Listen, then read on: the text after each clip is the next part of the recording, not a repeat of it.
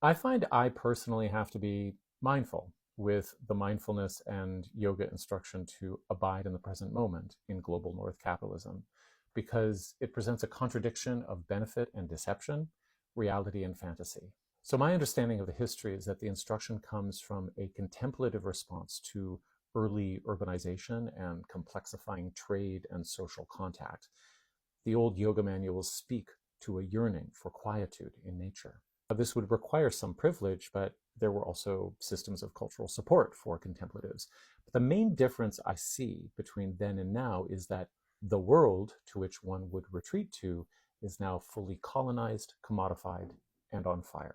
So the extent to which I can contact the present moment free from social and capitalist noise and pressure is at this point the extent to which capitalism is able to conceal its chaos from me via privilege and the outsourcing of its environmental destruction. So on one hand, it is always possible to pause and connect with some kind of present moment.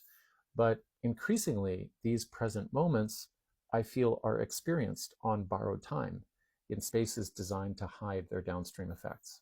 So the tender animal body, as Mary Oliver puts it, can feel a pause at the end of an exhale. And that can give some insight into the endless desire loop of capitalism.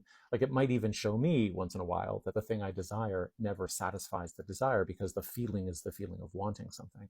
But if we get into the commodified Buddhism or yoga scene, we will be sold an incomplete vision of our essential nature, divorced from material conditions.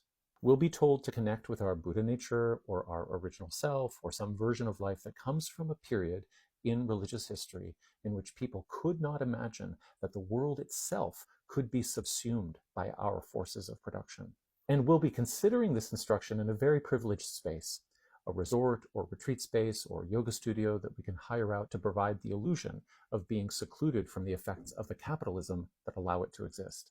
So the paradox is that it is the forces of production that allow us to abide in the present and which are destroying the present.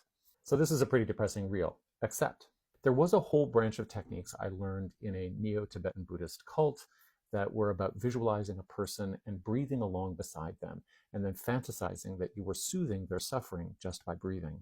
So I do that with my kids whenever I can remember, and there's still the tree and the rain outside the window, and I have a picture in my mind of a beach on Manitoulin Island that I can calm myself with. But it's very hard for me to not have that broken by some awareness of natural destruction.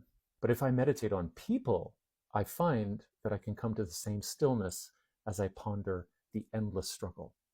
Maybe because we have always been on fire.